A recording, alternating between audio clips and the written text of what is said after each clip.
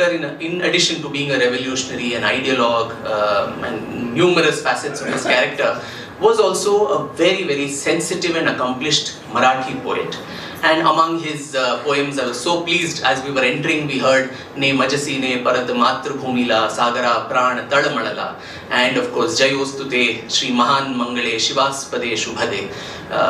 You get goosebumps even while you say these lines. Hridaynath Mangeshkar ji tuned Ne Majasine, and all the Mangeshkar sisters, Asha ji, Lata ji and others, they sang this. And believe you me, for that he got a show cause notice from All India Radio where he was working, saying, can you explain why you have taken this poem? And he replied very precisely in 2 lines, nice poem, good poet, reason enough to tune this and have it sung. And for that he was sacked from All India Radio. He lost his job. He's on record stating this in ABP Majha, the Marathi news channel. And today, since 2014, we say intolerance, asahishnute, has increased in India, whereas this was the tolerance we had for anybody who had a different point of view. And we see the same thing even in the manner in which I think our freedom movement was written. Immediately after freedom, since a lot of freedom fighters were still alive, the first government of India had decided to constitute a committee to write the history of the freedom movement. And they had commissioned someone as eminent as Dr. R.C. Majumdar, the famous historian, to write this history. Now, Dr. Majumdar said, I am not going to be a Darbari Itihaaskar, so I will write the truth as it is. He had very critical views about Gandhi and the non-violent movement, and also a larger holistic view of freedom movement, which included the Sannyasi rebellion, the tribal movements, the armed rebellions, and all of that. And also Gandhi's movement, its pros and cons, the many lapses and achievements.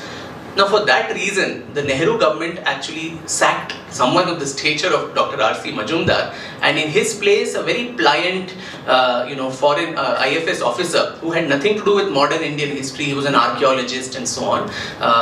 Ambassador Tarachand, I think, he was put in charge of writing the official history of the freedom movement, and that was published by the Publications Division and the INB Ministry.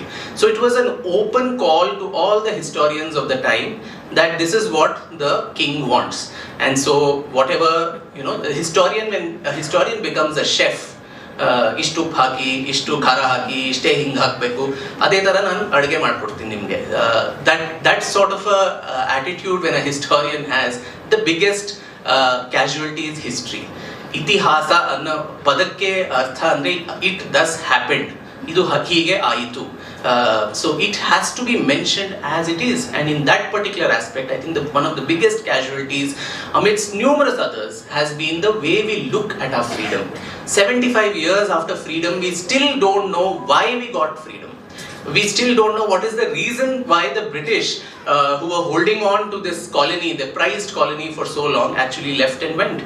Even Dr. Ambedkar, in a BBC interview which is doing the rounds on YouTube and so on, he says that the main reason, of course, the Second World War, the draining of the economy, and the inability of the British to hold on to such an important colony were all reasons. But in his interview, Dr. Ambedkar says the exploits of Netaji Subhash Chandra Bose and the Indian National Army was what was responsible for the British to finally leave India.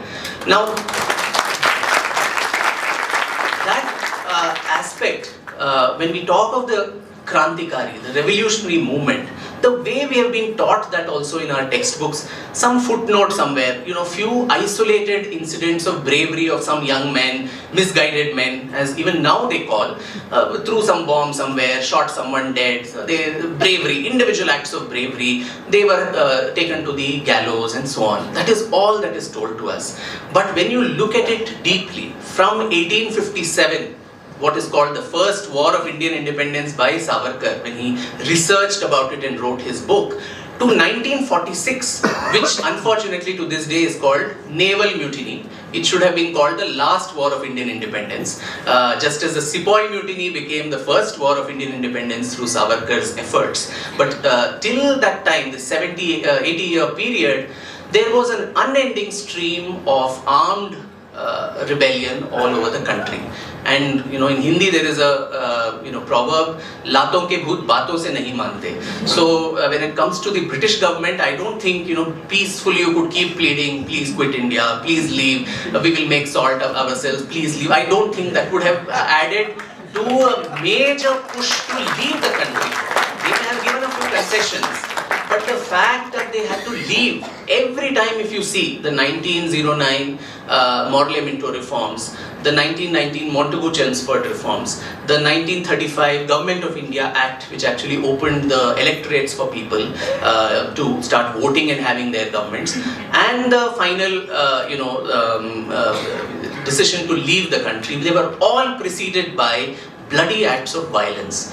Now, I'm not disparaging the non-violent movement. That was an extremely important movement to bring us all together as a country, as a nation, to give us that sense of nationalism and also awaken the desire to have freedom in the first place. But to attribute all of that to only this aspect, I think is very bad. So this book, ladies and gentlemen, is not just a story of Savarkar, but it is also the story of the alternative history of India's freedom movement, which I think becomes important to read in this context. And these are the two contestations when it comes to the idea of India, the two ideas that constantly clash with each other. And in this book too, I mention in 1909, Gandhi and Savarkar meet as young men in the India House in London, where he was the student leader, leading several people along with people like Shyamji Krishna Verma, Madam Bhikaji Kama, Madan Lal Dhingra, VVS Iyer, MPT Acharya from our own Karnataka, from Mysore Iyengar from there, Sikandar Hayat Khan, and so many others. So in that, there were lots of talks that these people would conduct. Critiqued every point that Gandhi made. He said, even to establish Ramarajya, Rama had to go to Lanka and kill Ravana. He did not sit in Satyagraha in front of Ravana saying, please Sita. So he had to go there and slay the, king of Lanka. And he said, we are having this entire talk during Dasara, and in the 9 days you have the Devi in the Durga Saptashati. It's a bloodbath of all the asuras who were oppressive. So, and in absolute non-violence is not a Hindu philosophy. It's not an Indic philosophy at all. Even in the Bhagavad Gita, Lord Krishna tells Arjuna that if your opponent is your father, your cousin, your teacher, anyone, if he is on the path of adharma, you have to pick up your arms and kill the person. So his idea to Gandhi then was, if you think the British Raj is adharmic, then the means don't matter, the ends matter. And we have to pick up the arms. And I think that is where the two men clashed. And in fact, Narendraji mentioned about the Port Blair incident. Just before that, I think when Mr. Vajpayee was the Prime Minister, in the Central Hall of Parliament, you had the portrait unveiled of Savarkar. And diagonally opposite to that is Gandhi's portrait. No, I don't credit our politicians with so much intelligence that they thought through all this and said, okay, these are different ideologies. It just happened coincidentally. But nonetheless, I think these were the two poles of Indian history which will never reconcile. And they did not. We will have multiple ideas of India. There will be contestations, there will be fights, there will be intellectual debates. But I think what happened to Savarkar in the process is the extreme demonization, the extreme calumny that was heaped on him. As I said, even talking about him can make you lose your job. Who will ever take the cudgels to write anything about him? Today, I mean, despite a favorable, social climate, the kind of attacks that even I go through constantly, both within and outside India, is testimony of the fact that he still raises the cudgels. That is the power of this man's ideology, that 80 years or so after his death, still talking about him causes so much insecurity in everybody who is breaking India force. Somebody who was a unalloyed patriot. There is no doubt in even one cell of the body of anybody that this man was anything but a patriot, whose entire family sacrificed for this country. And today sitting in air-conditioned rooms or going on some, yatras to join the country, so to say. People make very loose comments about, oh, he was a traitor, we'll give certificates. Who are you to give these certificates to people? The very fact that we are breathing in the free, India's air is thanks to the sacrifices of all these people. But today, if you ask us, can we name 5 people who rotted the manner in which they did in Port Blair, in the Kalapani, other than Savarkar? I don't know. How many of us can even name 5 people? 3 people. It is very difficult. And forget even having, a sense of gratitude, not even knowing that these people exist.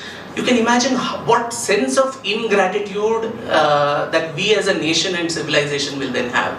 How can we move forward if we do not give reverence and tributes to our ancestors who suffered and sacrificed everything for our today? So this book, and now through the translation, it is an earnest attempt to ensure that the story of Savarkar, the true story of Savarkar, reaches out to all of you. And I'm extremely, extremely grateful to Sahitya Prakashna, to Subramanya ji, to Professor Shekhar, and of course the entire inspiration behind this translation, Dr. Bhairappa, for ensuring that this book comes out to all Kannadigas. And every time there is some Twitter minister who writes long posts about Savarkar and how he was a traitor, I think now there is facts and figures to show everyone that that is not the truth. This is not a party issue, this is not a political issue. Savarkar does not belong to any political party. In fact, those parties which claim to be on his side too have, I think, wronged him as much as those who calumnize him. So it is not a party or a political matter. It is a matter of our country's history, our civilization, and the true story of this nation's freedom movement. Thank you so much for coming in such large numbers.